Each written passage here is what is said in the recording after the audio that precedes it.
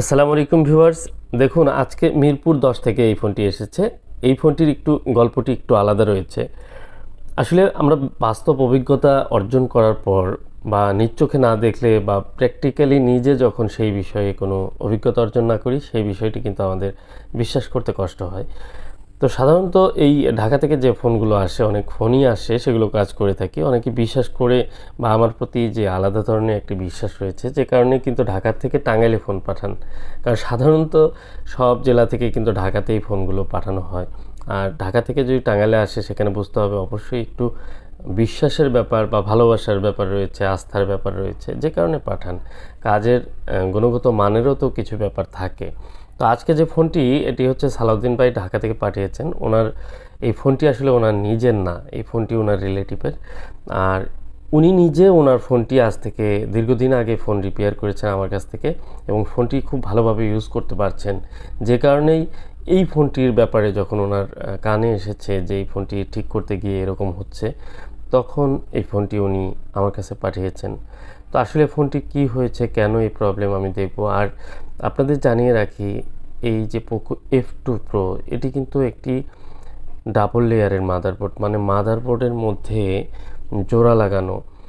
এই যে মাদারবোর্ডটি, এটি কাজ করা কিন্তু একটু ক্রিটিক্যাল হয়ে থাকে। আর এর আগেও এই পোকো F2 প্রো বা রেডমি K30 আলট্রা একই টাইপের ফোন।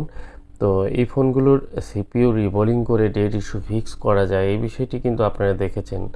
যারা পুরনো আমার সাবস্ক্রাইবার রয়েছেন, তারা এই বিষয়টি জানেন। তো আমি চিত্রটি দেখাবো যে পুরো মাদারবোর্ডটির কী কন্ডিশন রয়েছে। দেখুন, আমি যে কাজগুলো করি সিপিইউ রিবোলিং, শুধুমাত্র সিপিইউর যে অংশটি সেটি কাটিং করে সুন্দরভাবে কাজ করে আবার প্যাকিং করে দিই, মানে পুরো মাদারবোর্ডটি কিন্তু একদম ফ্রেশ থাকে। আর এই মাদারবোর্ডটি আপনারা একটু দেখুন, পুরো মাদারবোর্ডটিতে যে পেস্ট সেটি কিন্তু লেগে আছে। পুরো মাদারবোর্ডটি A to Z, পুরো মাদারবোর্ডটি আমি দেখাচ্ছি ঘুরিয়ে ঘুরিয়ে। আর এই মাদারবোর্ডটির আসলে যে প্রবলেমটি, সেটি কিন্তু মূলত এই নেটওয়ার্ক সেক্টরটি উপরে থাকে। নেটওয়ার্ক সেকশনে ফল্ট হওয়ার কারণে কিন্তু বেসব্যান্ড আননোন হওয়ার পর এই ফোনটিতে কিন্তু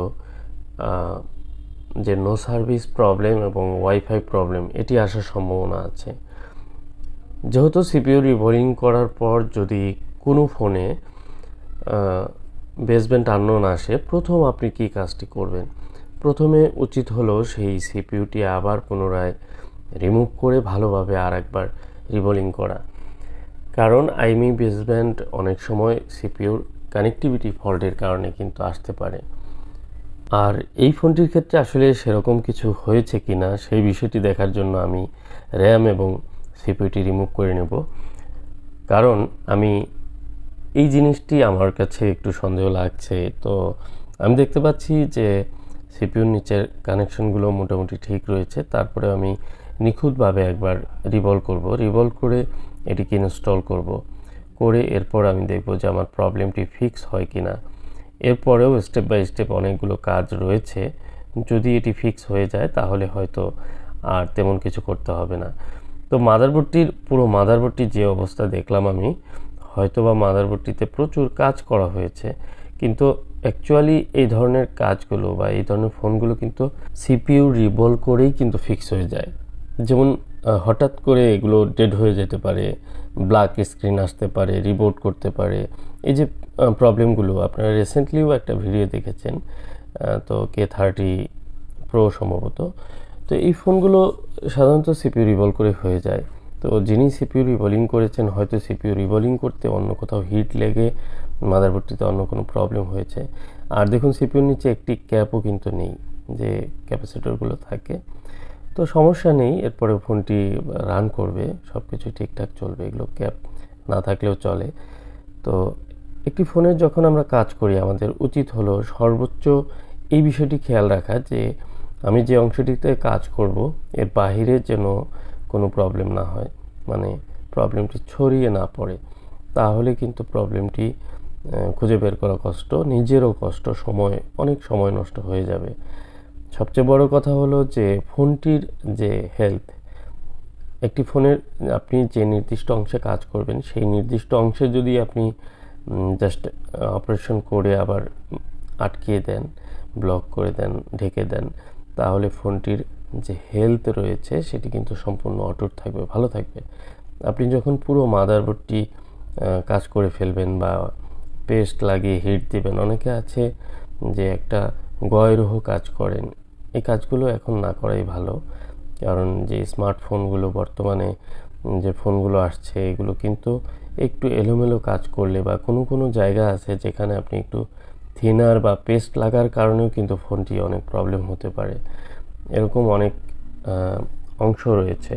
তা আমি মনে করি যে এই কাজগুলো যারা করবেন তারা অনেক কেয়ারফুলি করা উচিত।